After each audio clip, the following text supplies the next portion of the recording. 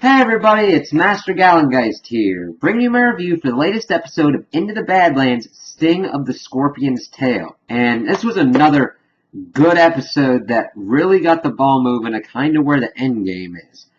And we got some twists and turns that went a little bit to where I didn't think they'd be going. So it's going to be exciting to see how this all kind of shakes out for the season finale. So we start off and we're at one of the barons, Hassan's, and he's getting a report from his foreman saying that cogs are deserting by the day, and if this keeps up, we won't be able to keep up production and everything, and he's about to tell him to do your job pretty much. When the dude's killed, and it's like, holy shit, we see all these people behind these curtains and everything, and he's pretty much got to contend with the Widow's forces. And he pretty much gets out, and the Widow's got him at sword point, and he's pretty much trying to beg for his life. And then he tries to get another weapon. She cuts off his arm, and then chops off his head. It's like, oh shit, they're really moving. They're really moving. So, after that kind of part happens, we get into the main focus of the episode, which is split between Sunny's portion and Widow's Quinn portion. So, with the Sunny portion, him, Bajay, and MK are pretty much at the wall, and they've negotiated their way onto the bus, which was Bajay doing. He's like, come on, guys. Say thanks, Bajay. You've been really fantastic. You really got us through this. And it's like, okay, we got to go now. So they get on the bus and go through the tunnel, and when they get there, they see all these people out front. And the woman who negotiated everybody getting on is like, all right, out. It's like, crap. Those are Chow's forces, so she must pretty much take these people and sell them and use them and all that kind of stuff for her own profit and everything. Crap. So Sunny, Bajay, and MK are still on the bus, and the lead clipper tells everybody to fire, go inside first. So they go inside, and Sunny and them kind of throw them out. He's like, all right, fire on the bus. And all these crossbow bolts go flying and everything, but it's like, okay, shit. And the guard dude comes in, takes them, and they're pretty much going on for Chow. So we see that they are locked up in their cages and everything. Bajay and Sunny in one, MK in another. And he's like, shit, I'm the king of bullshit. I don't know how we're going to get out of this one, man. I mean, we got into the Badlands. And then Sunny's pretty much he's telling Sunny to not go too overboard, and that he can't kill everybody here. So Sunny's like, get me your Baron. And then he shows him his back and everything. He's like, oh shit. So he goes and he meets with Chow. And he's in her room, and she's got all this kind of white stuff and all these books like Paradise Lost, all the classics and all that. And her room's a mix of modern and classical. She's like, Clipper, who's into the classics, didn't peg you for one. So they start conversing, and Chow's like, okay, I got an offer for you. Become my regent. Deadliest Clipper in the Badlands. You can do this. We're good. Then we'll be able to fight Quinn and everything. And he's like, I'm done being pretty much in service of barons. But I do have a proposal for you. And she's like, what? Come on. Take out Quinn. He's going to attack soon. His loyalist didn't tell me where he's at before his tongue got ripped out, so. And Sunny's like, listen. We've got MK, who the Widow's interested in. We lure her out, and then use that to figure out what Quinn is and take him out. Because, listen, lady, you might not think I've got leverage, but there's nobody who wants Quinn dead more than me. It's like, alright, let's see how this goes. So we go through their portion, and we see that she agrees to Sunny's demands. He's wearing her kind of white outfit and everything, and Bajay's pissed off because they're getting MK out, and leave him in there. He's like, sorry, I had to do what was best for me. And Bajay's like, you son of a bitch. And while that's going on, Sunny slips something into Bajay's pocket. And of course, they're going off to do their kind of thing to get the Widow into the trap. They use the guard that was at the tunnel to desert Chow and pretty much get the information to Widow so that way she can get it verified. Their whole plan is to pretty much have that Chow would be pretending to sell MK to the River King for weapons and supplies. Make it seem like she's desperate in her fight against the Widow and Quinn. So, of course, he goes off, gets taken in by Tilda and the widow and all that, and finds out about the whole MK situation. Alright, we gotta do this. So, of course, by this point, they're pretty much driving off to the ambush point with, like, MK and Sunny, and Bajie is, like, complaining to the dude he shackled with, and then finally reaches in his pocket and like, that beautiful clipper. And then he's like, oh, come here, I'll show you about it. So, he's able to take the clothes off the dude, gets his way out, and steals a motorcycle. And, of course, he's outside while the convoy's going and decides to follow MK and Sunny.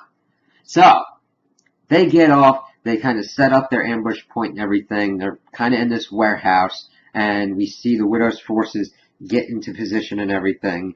And, of course, Tilda was happy to hear about MK, so she's with them as well. And the fight ensues, and the Widow's like, don't worry, MK, you're safe with me. And then Sunny's like, nowhere's safe. It's like, and then we see the Widow with the drop of that be like, Sunny, I know where your wife and child are, your son Henry, and you just keep me alive and stay with me, I'll take you to him. I can't do that if I'm dead.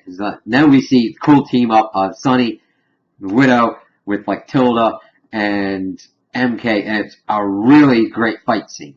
Because, of course, again, with any great fight scene, you really need a clear line of like what's going on, and it's really clear and with really cool stuff going on. We see MK dealing with his kind of people, sometimes taking 3 on at a time, showing like his growth. Granted, he's still kind of dealing with being depowered and everything, but he's becoming a fighting force on his own. We see, of course, Sunny and the Widow showing their deadly skills as, of course, the best Clipper and the deadly Widow. But they don't get into like any too fancy stuff. We see Tilda really get into the fancy stuff. We're taking out 2 guys at once with their knives, and then jumping up this one dude, which I think's the kill of the episode, and slamming it into this one dude's head. She really did a good job with that.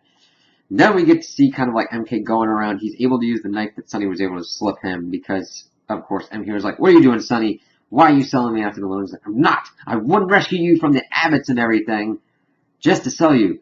This, don't worry, I got a plan. We're good on this. And it's cool to be able to see Sunny trying to do his best to get through this. And seeing him use Moon's sword and everything, it's just awesome.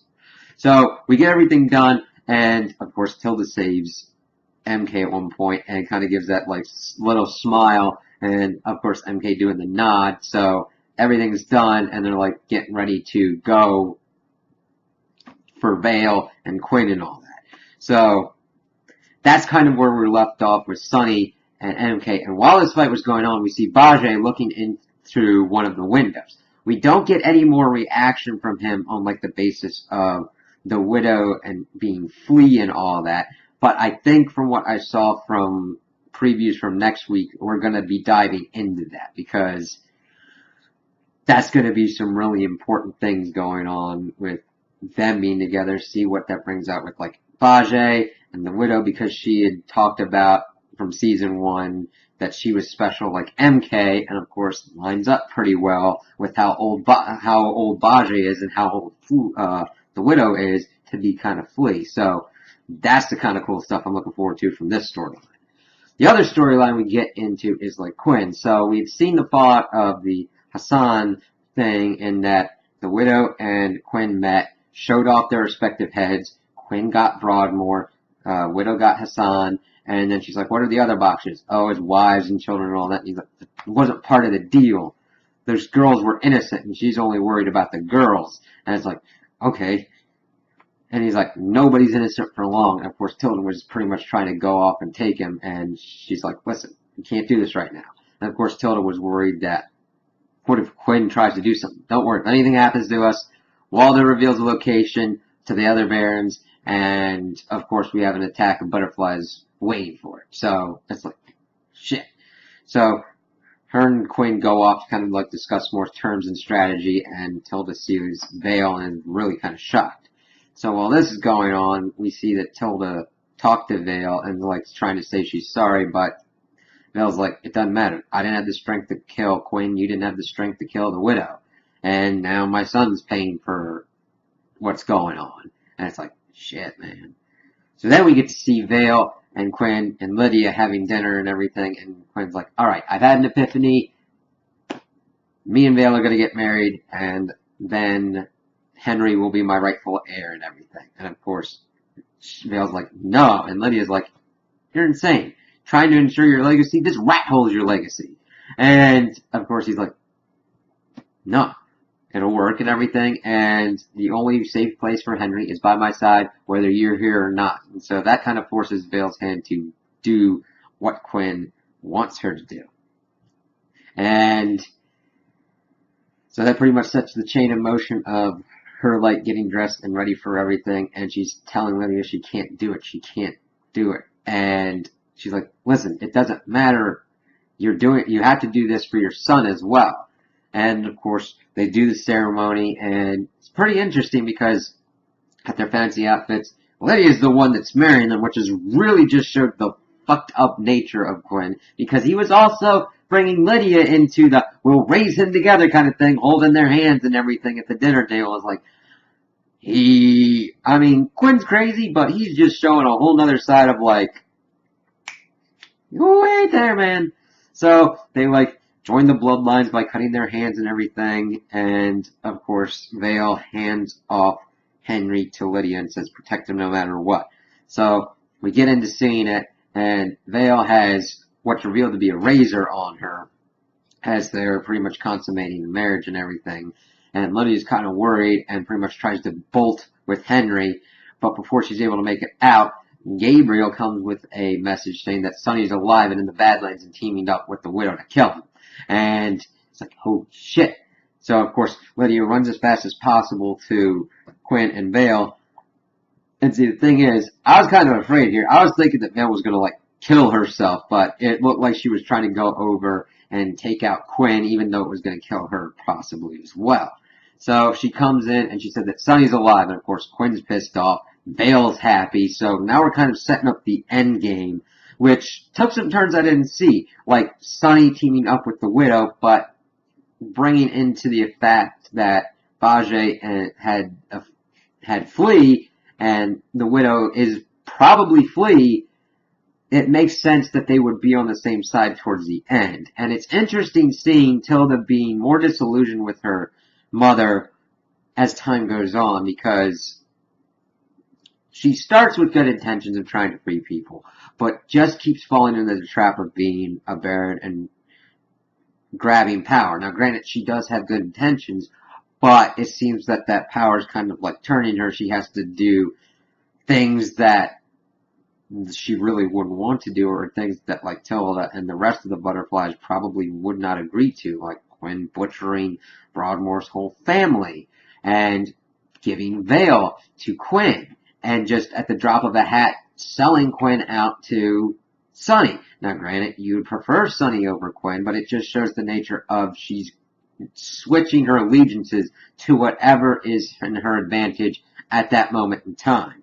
So we're kind of going to have to see how this fallout is going to happen, because I would actually think that at this point Tilda would probably make a better leader, because she knows when to compromise on certain things and when not to, because the widow, granted, we don't have a perfect place for her because she has had her back to the corner all the time and has to take the survival route every time.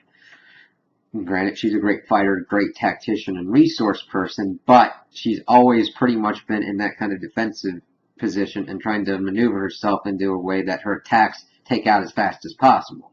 So it'll be cool to kind of see their friction and interaction and to see how it's gonna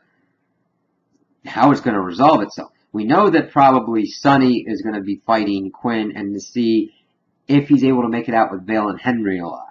I don't know. Vale might be taken out, but it could be interesting to see that it would be Sonny and Henry going with MK and Bajay to the Mystical City and seeing what's going on with that, because I do like that they're focusing on the pertinent conflicts, but I do want to see more of like Azra and kind of what it's about and build more of that kind of mythology and lore around it.